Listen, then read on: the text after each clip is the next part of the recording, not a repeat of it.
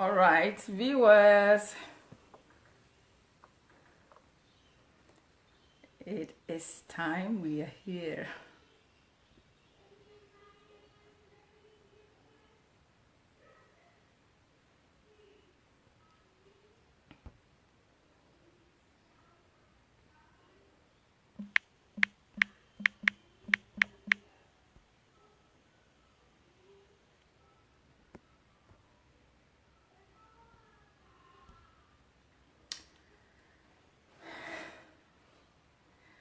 All right, good evening, viewers. Today on Native Talk, I have the guest here. The guest is, right at the corner, so she's waiting to come on board. But I want people to come up here a little bit before we invite Prudence. So Prudence, if you can hear me, can you hang in there and I will invite you to come up. All right, we have a second eye here. Thank you for being here. So the interview will start very soon. I have this beautiful lady that I am going to chat with, and I know I will be motivated, and I trust that you will also be motivated by this lady. So I'm going to go ahead and invite Prudence to come up, and then we will take it from there. I know people will join in very soon, okay? So before I invite Prudence to come up, I would like to greet everybody wherever you may be. As you already know, my name is Nanekria Boachoa Efrifa Afwako, and I'm the host for Native Talk. So welcome to Native Talk. Yes, I did my diving, and guess guess who is coming up today? Prudence Malon. Is it Malon? I don't know. Prudence will be here, so she will pronounce her name, rightly for us to hear. So I will just go ahead and invite Prudence so we can start.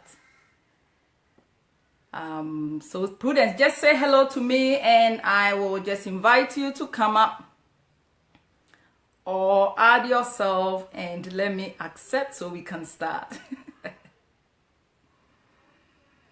If you are here, I know you are here. So Prudence, just say hello. That's it. There we go.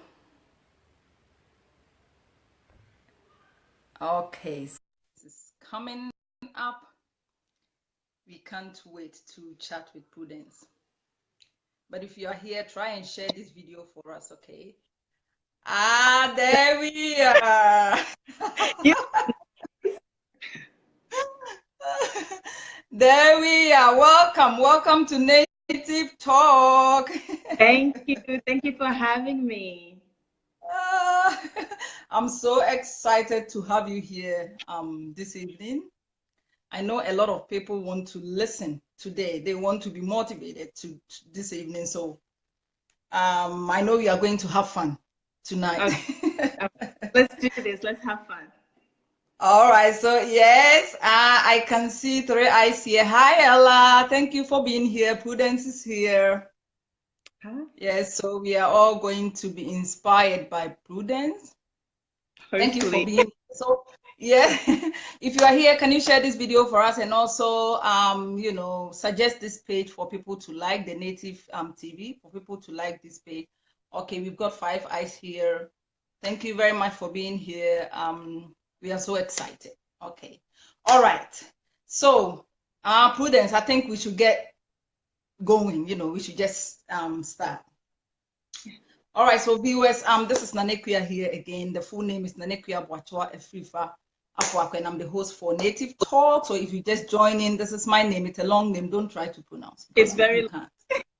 It's very long. Anyway, so we are inviting our, Prudence is already here. What I, researched from Prudence, I'm going to I'm going to read. She said, this lady is using her family struggle to promote harmony and respect here in Australia.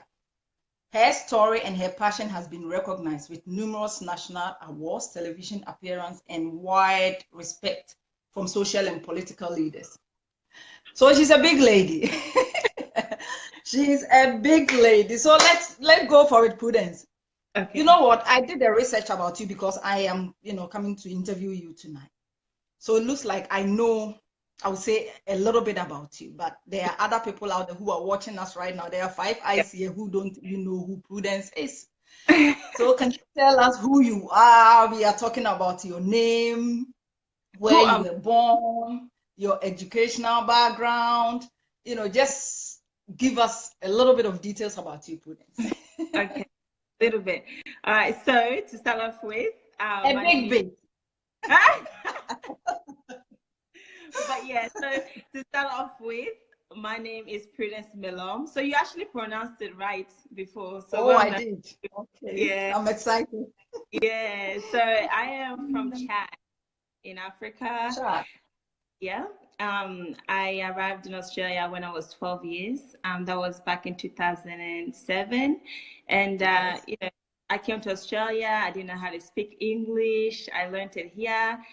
So I lived in a refugee camp with my parents before coming here. So I came here as a refugee. But since then, I have been blessed with many opportunities and have used the struggle of my family to create an organization called Erased, and it's all about sharing our stories and using the power of storytelling to erase racism in Australia. So by doing that, I've been blessed with many awards. And recently, I was the 2018 Australia Day Young Citizen of the Year, which was a big. So it's this year, not last year. It was this year, girl. Oh no, I will change it. Congratulations. Thank you. So you are still current. Yeah. Oh my God. I thought last year. No. Okay. All right. All right, don't worry. Let's go ahead. Yeah, and so after finishing high school, I entered a competition called Haywire. And it's an ABC competition. I'm giving young people a voice. And luckily for me, I won. I was one of the winners for that year. And since then, I've been just doing the Erase program. And as well, I'm a law student. I'm just a few more subjects from graduating. And so I'm going to be a lawyer. So if you ever need a lawyer, I got your back. Excellent. I don't know, it's hard when you're talking about yourself, but that's a little bit about me. Oh yeah, excellent. We are going to touch more into the haywire and also erase and whatnot. We are going to go more into details about that. But before settling in Australia, you live in a refugee camp, like you said, okay? And from the research, life was not easy. So where is this refugee camp? And also, can you share some of your tough experience, in the refugee camp? All right. So, for me, I was born in a pretty wealthy family, I would say. My father was a politician, my mom owned her own little business, and everything was fine. Okay. But I was 4 years old, war started, conflict between different ethnics groups, and all of these things started. And because my dad was a politician, politics back in my country, it's not really a democracy like they make it seem. And most of the time, if you say something and they don't agree with, the easiest way for them to get rid of you is to kill you. So, from time to time, they will come and they will search for my father and all of these things. And, one day they came, they shot him, they took him away, and that was it for us. And we didn't know whether, our dad was alive. We had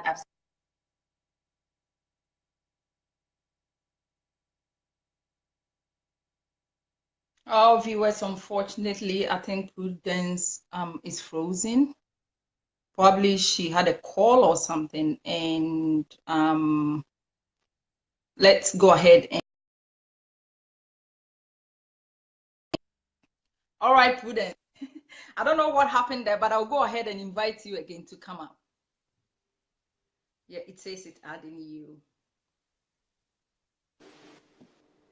Connect. I don't know what happened. I don't know, probably you had a call or something. I don't know what was happening. It's all right, take it from there. Yeah, you were talking about your dad being shot. There's a way. I don't know if there's a way of putting my phone so no one rings. I don't know. I know. This is live. I think people will understand. Okay, all right. Let me get back to the story, right? And yes, we're talking about your dad being shot. Yeah. So one day the police officers came and then they shot him, they took him away, and we didn't have any contact with him anymore. And then, my mom, she got married when she was 17, had me when she was 18. So she was pretty young at the time as well. And, she decided that Chad was no longer a safe place for us to live. So we were to leave Chad and seek refuge in another country. So we left Chad, traveled down to Nigeria, and then we ended up in Benin, where we stayed there, the refugee camp in Benin. So we stayed there for 7 years before coming to Australia. And 2 years being in the camp, one day the police officers from the camp, they came and they were asking for my mom. But this time I was really scared because I thought, hey, the first time they came for my dad, so this time they're obviously coming for my mom. But, they had a good news for us, and, there was a man looking for us, and he turned out to be my father. So my father was shot, but alive. He didn't die. He made it out alive, and then he found us in camp in Benin, where we stayed there for 7 years before finally coming to Australia in 2007. Oh, okay. So you were in a refugee camp for 7 years. Yes. Okay. Before we go to the next question, how is Chad like now? Chad, is it where you come from? How is this? Yeah. What is the situation at the moment? Yeah, I went back in 2013. My mom took us back there to visit our family, our relatives, and all of these people. And it's still developing. It's a developing country. Politically, it's not in the best state, but there's no war at the moment. That's one thing, there's no war. People are living on the poverty line. The struggle is still there, but, people have a little bit of better peace of mind at the moment. Oh, okay. All right. So the next question is, according to my research, you were forced to grow up in the refugee camp. I guess just so you can take some responsibility because of the situation, What were those responsibilities? Can you sort of share those responsibilities with us? Yeah. So, I had a little sister, the one that was born before we left. She was only 2 months when we left the camp. And because of the dust and all of these things. Sorry, are you the eldest in your family? You are the eldest? Okay. And how many are you? There is 6 of us. Okay. And you are all here in Australia? Two were born in Australia, and then the rest of us were born in Africa. Okay. Yeah. So, yeah. You're asking me so many questions, I'm even forgetting. Yeah, I said share your responsibilities. Just share the responsibilities in the refugee camp. We just want to know what responsibilities here. Yeah, while we were traveling and whatnot, my sister developed an eye problem. So when we were in the camp, from time to time, my parents have to take her to Cotonou, which was like the city. And I would stay in Pomase in the refugee camp with my siblings. When I was like 7, I learned how to cook. I learned how to look after them myself. I was like their guardian when my parents had to take my little sister to the city, to have access to medical services and all of these things. I learned how to cook at a very young age. I learned how to clean, how to be responsible. I was pretty much their second mother in the house. And, when you are in such situations, you don't really have time to sit there and think like a child. You don't have time to sit there and play and all of these things because you know that, you won't be able to survive, and you need to forget about your childhood and just grow up faster than you should. So those were the type of I had to take care of. Every morning I wake up and I walk miles and miles with my little siblings so that we can attend school and all of these things. And I think that's here in Australia, young people are so blessed because you don't even have to walk to school if you don't want to. All of these little things that we may take for granted here, we struggle to have access to it while growing up in a refugee camp. Yeah. Prudence, I'm going to ask you this question. Just so because there are some people out there or viewers out there who also came through, refugee. They were in a camp, and they've experienced a whole lot of hard situations. So they will listen to your story and also probably build their life like you've built your life right now. They will also put their self in, they will also see their self like in your shoes, and they will also try and build their life. So that's why I'm asking some questions. So please, if you don't mind, I'm going to ask you this question. Yeah, we all heard that in refugee camp, women experience like rape and torture and all that. Can you share your experience with us whilst you were in, when you were in the refugee camp? Well, Did when you I was see in the something like that? Did you went through things like that? Did you when go I through was in the things like luckily for me, I did not experience any, rape or assault or torture, mainly because I had very protective parents. that? Okay. And when I went, I went. Where she didn't go, I didn't go. And I grew up in the church, so the church was pretty much the only place I knew. I would Okay. always just go to my parents. I didn't go to my friends' birthday parties or all of these things. I didn't have access to it because I was very restricted. I had really strict parents. So for that, I think that has really saved me from experiencing all of these things that other people have experienced in the camp. And of course, I know a couple of people that were in the same refugee camp as me that have experienced rape, and eventually ended up with HIV and all of these diseases. But for me, that's not something that I personally experienced while being there. Yeah, that's good news. All right, so now the biggest challenge, when you came here, you were saying that you couldn't speak English. All right. Yeah. I come from Ghana. The reason why I'm asking you this question is I just want to know. I come from Ghana. The medium of communication in Ghana is English. So Yeah. when I migrated here 2004, I know how to speak English, but I think the barrier was the accent. Sometimes, you go to uni, your lecturer will start lecturing and you don't even understand what they are saying because of they talk very fast, and, you have this African accent. So to me, that was the barrier. What I want to ask is it because where you come from is in an English speaking background, or the fact that you cannot understand, or the accent? No. For me, Accent barrier, or you cannot speak English at all? I mean, where you come from is not Anglophone country, something like that. yeah, definitely not. Chad, we were actually colonized by the French, so we speak Okay. French in Chad. And then moving on to Benin, there is always French as well. I went to school. We learned French, the language there. We spoke French. So everything that I've ever known, the language that was publicly spoken was French. So coming to Australia here, they don't speak French, and the only word I knew how to say was thank you, because thank you. When some people come from overseas, they want to show that they know English. I'm like, thank you. So I picked that up, but I thought thank you meant hello. So I came here and I even got hello and thank you messed up most of the times. I absolutely spoke no word in English. My parents didn't speak English.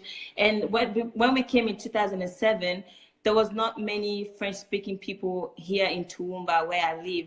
So it was even hard for us to communicate among us in our African community as well, because they either spoke English or Arabic or Lingala or other languages. But French itself, it was hard to find people that spoke French. So most of the times when I went to school, at lunchtime, I would hang out with my siblings, because among us, we could understand each other and we could talk. And it was hard to make friends because they didn't understand what I was trying to tell them. And, it was just hard to communicate with people. Then from that, you feel isolated and lonely and stuff like that. But English, to me, the language was the biggest barrier for me. And I'm sure for my family when we came here, because it was like 0 out of 10 English. Oh, okay. So you've been here for 11 years, is it? Yeah, 11 Yeah, years 11 this years. year. Yeah, you can speak very, very good English. My No, goodness. right. Anyway, yeah, let's go and talk to our viewers. Thank you for being here, viewers. So if you just join in, my guest is Prudence Malon. She is the lady who she won the Australian Citizen Award this year. I thought last year, so I wrote last year. No, so she's still, you know, the queen, I would say, for the Citizen Award. So we are talking to Prudence, and Prudence came from the refugee, you know, from the refugee camp, and now Prudence has built, you know, she has built her life, and now she wants to share with us. All right, Prudence, let's go on with the next question. So you are passionate about stamping out racism, and okay, let's say advocating for anti racism, and I believe that is why you came up with erase, I think. Yeah, is it? Yeah. Yeah, that's why you came up with erase. Have you encountered any stereotypes or racism that you would like to share? Like, did you Yeah. go through any? Yeah, so I definitely have experienced racism being here in Australia. And it was, most of it was verbal. You know, people will see you on the street and tell you to go back to your country because you don't belong here. This is not your country. You're a waste of space. They will always tell you things to make you feel so down about yourself, and those type of things that people say, it makes you feel like you're not welcomed, and nobody wants to feel like they're not welcome in their community. And you know, from a young age, sometimes I walk down the street and you see people that are driving past, they'll roll down the window, throw the McDonald's rubbish at you, and they're like, go back to your country, you know, those type of things. It was happening, and I was not okay with it, because even though most of the times I would just pay them the deaf ear and act like you know, I'm not, it doesn't affect me. But when I go to my room, I think about those things, and then you know, it makes you question, what is it? My skin? Is it my Did hair? you tell What is it? anyone? Did you tell anyone, like, you know, talk to your parents about it or your teacher? Did you talk to anyone about how you feel? I remember when I was in primary school and all of these things started, I did speak to my teachers. I was like, you know, because now that I think about it, it was bullying. I was pretty much being bullied. But because I came and I didn't really know it much at that time, I was, you know, I couldn't put it in a specific box and say, this is, I've been bullied. It was totally different when I came. But, you know, one time I went and spoke to my teacher and I said, it was even hard for my teacher to understand what I was trying to tell her. But all I'm trying, people are calling me names and throwing things at me, but she couldn't even understand me when I was trying to tell her. So I just cried, and then she gave me a hug, and then that was it. You know, and there wasn't programs implemented in school that would educate or pre-warn these young people about our arrival. One day we just turn up to school and they see us and we're different, and then they're like, where are these people coming from? So that kind of contributes to the way they react and receive us. So when I started experiencing all of these things, I got to a point where I said, no, there's nothing wrong with me. I don't really see anything wrong with you. My skin color is dark, but I love it. I think I'm beautiful. Even sometimes people will see you on the road, they'll be like, oh, wow, you are actually so beautiful for an African girl. And they expect us to take such things as compliments. But when you think about it, really, it's not a compliment. What is an African girl supposed to look like, you know? So I got to a point where I'm just like, there are so many young people like myself that are still coming to Australia, and it's about time that we educate these young people about refugees and migrants, and just bring light to young people that are doing positive things in their community. Oh, okay. So your experience sort of, you know, motivates you to come up with erase, is it? Yeah. Yeah. So let's talk about erase. What do you do? What do you do? Yeah, so it's erasing racism through storytelling. So I recruit groups of young people from refugee and migrant backgrounds, and from different countries, whether it's South Sudan, Afghanistan, Congo, it doesn't matter. As long as you've come to Australia one way or another, you are welcome to be a part of our team. And we have some public speaking experts that train them in public speaking, so that when they're ready and they've been trained, We all get in a car or in a bus and we travel around to schools in rural and regional areas around Queensland and Australia. And we pretty much do a 1 hour session with these students where we share our stories, our journeys, and we have that face-to-face interaction with them, just letting them know that at the end of the day, we're all humans. And sometimes these students could be as curious as, oh, can I touch your hair? And if they want to touch it, sometimes you let them touch it. But those little things are the things that is like a wake-up call to them, for them to realize that these people are just like us. And we all came to Australia and we all want to belong and we all want to call this place home. Because even one of their songs, it says, we are one, but we are many. And we come from all across the world, but this is our country. And it's not really fair to make a specific group of people feel like they're a minority. Yeah, all right, Prudence, share some of your success stories ever since you came up with E-Race. You better go like my page and pronounce it properly. There's a lot there, isn't it? Just share some of us. Share some of them with us.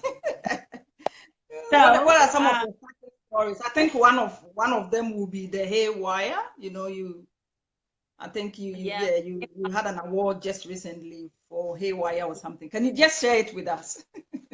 Yeah, so I won haywire competition back in 2014. Before you go ahead, what is haywire in the first place? What is haywire? Is an ABC competition, and it gives young people living in regional areas a platform to have a voice, right? So you write a story, you have to write a story, and your story could be in words, it could be a video, recording, audio, whichever way, but it has to be in a form of telling a story. So all young people across Australia apply. You know, they have a judging panel where they read it, and if you get selected to be one of the winners, you get a chance to travel out to Canberra for a week of workshop, and it's like a summit where you stay there for a week, and you get to go to Parliament House, meet all these politicians, and you get a chance to work on issues that are a problem in your community. And from there, you know, you get the connections and build yourself. It's a great platform for young people. So, you know, what happened for me, I was just in class one day and one of my teachers came and she's like, oh, Prudence, you should apply for this and blah, blah, blah. And I looked at her and I said, my English, first of all, is not good. I'm just in high school. Who cares about my story? Who would want to hear about me? I don't want to do it. But, you know, she kept asking me and I was like, you know what? Just to get her off my back, I'm going to go and write the story. And one day I went to my room and I sat on my computer and I wrote my story, my journey to Australia. And I didn't go and tell my parents I was entering the competition. I just did it from my memory, from what I remembered, and I sent it. And a couple of weeks later, they messaged me. They said they loved my story. They shortlisted it and all of these things. And it wasn't until I won that I told my parents and I gave them the story to read for the first time. And then that's when my parents were like, they were so surprised because I think they thought we were so young we wouldn't remember. But my mom was like, oh, you know, and then she started crying and whatnot. But that's what haywire is just giving young people a voice. You know, they have a platform where they can speak.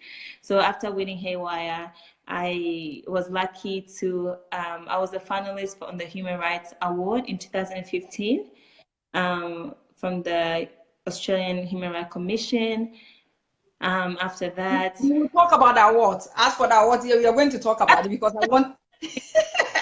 We are going to talk about it, but I think one of your success stories is to meet the one and only African Parliament lady. What is her name? Lucy. Yes. So how is she? Tell us. I just want to know. How is she like? And who is she? Just tell us. The crazy thing is when she became a senator, you know, I was following her story, and she was the first ever African woman to be named to be a senator in Australia. So I was a big fan of hers because I really, you know, she was also a lawyer, and you know, I want to be a lawyer. So I just found so many similarities in her and me. Yeah, you have things in common. Yeah. I never imagined of meeting her so soon. Me, I thought maybe one day down the track I will eventually meet her. But I was in Canberra about 2 weeks ago, and I was presenting my project with a couple of people that work with me. We're presenting our project in Parliament House in front of the senators and all of these people that work in government. And when we finished, we were just standing there, you know, having a chat in different groups. And I saw somebody come behind and like touch me, just like on my waist. And I turned around and I saw it was her. The way I screamed, it was highly unprofessional. I would do But yeah, so I met her and we had a chat, and because she was in a hurry, later on she sent us an invitation to come back to her office and see her. So we went to her office and we had a great chat with her. She gave us some really good advice, and to you know, to continue studying because you can never know too much, and to pursue our dreams because everything is possible. So she's a lovely lady and I'm rooting for her. Oh, Yeah. you know what? I got to know you when you won the citizenship award. Okay. Okay. Yeah, I think that was when, you know, I got to know who you are, Prudence Malon, and I started researching about you. But I also read that you have a collection of awards. Share all of them with us. We really want to know. Okay, where is my book? So you have collections. Oh my goodness. We are ready to listen. Yeah, we are all ears. We want to listen. How many are there?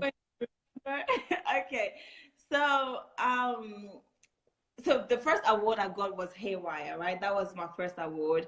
And then after that, I won a human rights award from the Australian Human Rights Commission for the work that we're doing. And then I won the African Regional Champion Award. You know, it's done through the Queensland African Community, Yeah, the also let us association. know who presented it to you so we know. How could you Presented do by, this? just let us know. We are very curious. We love you, Prudence. We want to know everything. Tell us. Just tell us everything. That one, the Human Rights Award was presented by Gillian Triggs. So she's the Human Rights Commissioner for Australia. So the award was presented by her, Gillian Triggs. The ABC one, it was presented by Dan Hurst, who is the founder of Haywire. And then the African Regional Citizen Award, it was presented by Robert, the president. Robert, I'm sure you know Robert because I've seen him on your page. Oh, is it the QACC president? Yes, yes. Oh yeah, Robert. Yeah, Robert is my friend. Yeah. And that award, I won one in 2015 and another one in 2016. Oh. And my organization won its first award. So we won the FY Local Legend Award. So around Australia, we won top for the work that we're doing. So we won an award for that. I was nominated for Australia of the Year in 2017, but then in 2018, I won the Young Citizen of the Year award. I can't remember, but come to my house, I'll show you. They are all there. They are. I will, trust me. I will. I just want to come there and take photos and tell people they are mine. I will sue you. We are very, very proud of you, Prudence. We are very, very proud of you. But you know what? I will give you this opportunity to use this platform and advise people. Just tell people, you know, just tell us something. Yeah. Yeah. And what I always want to share with people is that Australia is a beautiful country, and we are blessed with so many opportunities that we might not necessarily have if we were back in our country. Because for me, I know for sure that if I was still in my country until today, I would have given birth to maybe, I don't know, my 10th child or something, you know, or maybe 100. I don't know.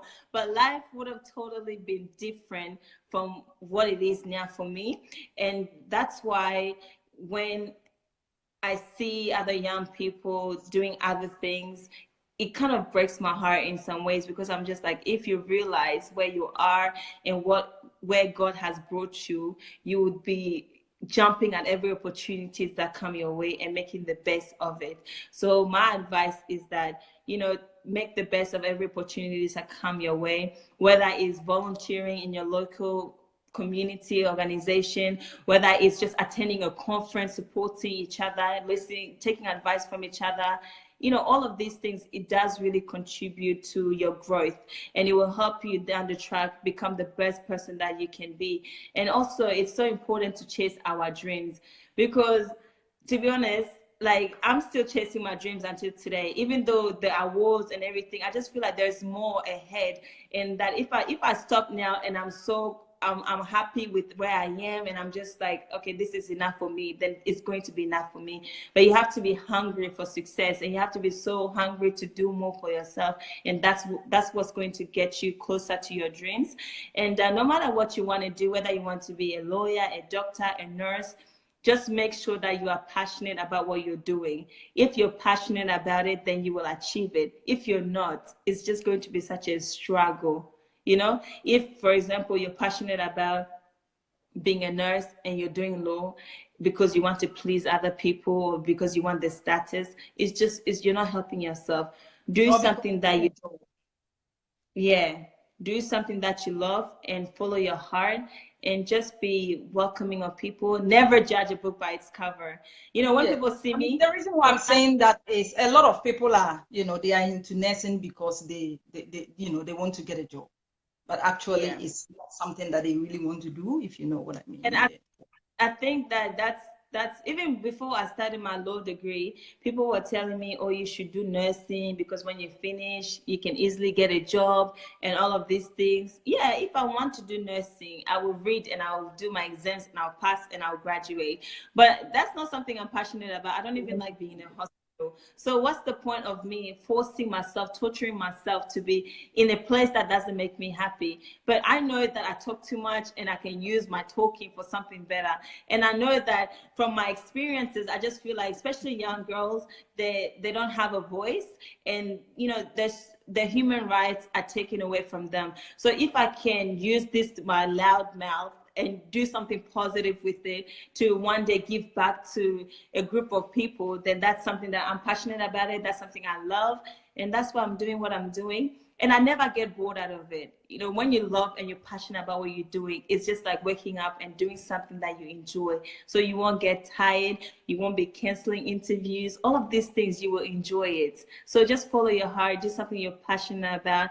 And the other thing is that never judge someone by the way they look or by what they're wearing or all of these things. I've learned that. And most of the time I will see somebody at the bus stop and they just look so like, most of the people you don't even want to go and have a chat with. But when you talk to them and hear their stories and their journey to where they are now, you will learn to respect people, and you will learn to value people so much. And I think that, it's important for us not to judge people and just to get to know them. And it's also so important for us to support each other. We need to all come together, because if we come together, we make more noise than one person doing it. If you have an event, invite me, I'll be there. I have an event, I'll invite you, you will come. Just support each other, because the sky is the limit. And being here, we are so blessed, and we can just be whoever we want to be, because everything is possible. Like, to be honest, I feel and I believe from the bottom of my heart that everything is possible. Can you imagine that I was in a refugee camp, I didn't speak English, and the country that I have come to and started from zero have named me the Young Citizen of the Year. And I'm sure there's so many young people that could have received that title, but because of the effort and the commitment that I have, the mayor and all of these people can see it, and that's why I received that award. And it's like, if I can do it and come to this point, at such a young age, then anyone can do it as well. So that's what I would advise people. Just have fun. I should have asked you this long time ago, but I'm going to ask you anyway. You said you want to take yes, I also ask a lot of questions. You said you want to take E-Race to international, and also you need an office. Where are you now? Right now since the appearance on the ABC from Parliament, I've had a lot of businesses contact me, a lot of organizations, and we are definitely getting an office now. So it's just, it's just a working process where we have to find a location and all of these things. But we have great support that has come, and we're also, just so we can move from working in the garage to an actual office. And also we're hoping to get a bus, and we have a website, so people have been donating, and we welcome any donations, because it's just good. We just want to be established and grow, and hopefully even maybe one day open different offices in different towns, or everything is possible. So we'll see what happens, but that's where we are right now. We're gonna get an office, and when we do, we're gonna do a launch where I'm going to invite all of you guys to attend, and you're going to get to know what we do more and just be a part of our growing family. You know what? You are a young girl, and I would say you don't have a lot of responsibility compared to adults, okay? But I think there should be a very strong support system for you to be doing everything that you are doing. All right, use this platform to say thank you, or just to appreciate what your support system are doing for you. But there's a lady here, her name is Ella Catherine Imelda Maguire. She says something here. She said, then she met Ella when Ella was in year 8. I don't know who that person is. I know Ella. I know her. When I went to high school, I think I was in grade 12, and Ella was, she just recently joined. She was in grade 8. So I was kind of like a big sister at the school, and it's been a while. So, but yeah, I know Ella. She's great. And Ella, I miss you, and I hope that you're doing well, because I saw you graduated high school last year. And yeah, I hope you're up to good stuff. All right. So yes, use this platform. What I said, yeah, to thank people. It can be financial, financially, or human resources, whoever help you with what you are doing.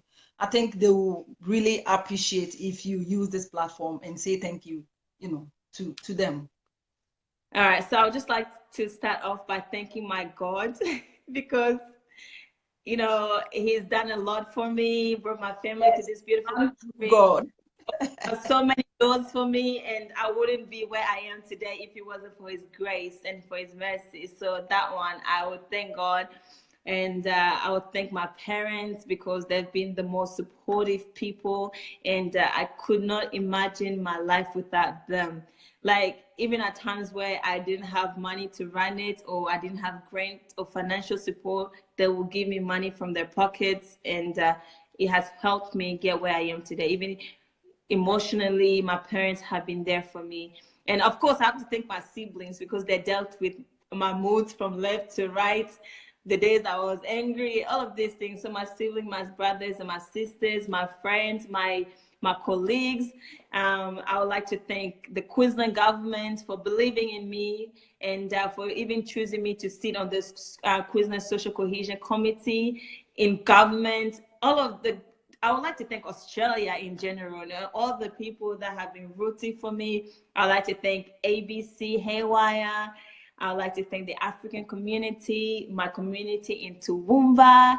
I would like to thank FRRR for the grants, the donations, everyone that's part of my journey, that it has joined me on this journey. I would like to say thank you, thank you, thank you. And I feel like the luckiest girl in the world for being where I am today, for doing what I'm doing today. And I'm so humbled by it, and I'm so honored. And I will try my best to do everything that I can to continue to do what I'm doing, and to keep myself happy and everybody else happy. So thank you guys so much. And thank you for having me on your show. It was a great conversation. All right, thank you so much, Prudence. I think some people came to watch this show because of you. And one is Ella Catherine, you know that girl, and Chanceline Kakule. I'm really bad at name. She said, go girl. And my man, Paul Kagi, thanks for sharing your stories with us. Oh, Paul say thank you. Yeah, he's also one of the the community leaders here in Brisbane. And I think yes, yeah, that's about it. So thank you so much, Prudence, for coming. I really enjoyed it. Keep soaring, keep motivating, and keep inspiring people. Okay, so yeah. I'm inspired, to be honest with you. I'm inspired, and thank you very much for coming. And yeah, we hope we are going to call you some other time, and I know you are going to come and inspire us more. All right,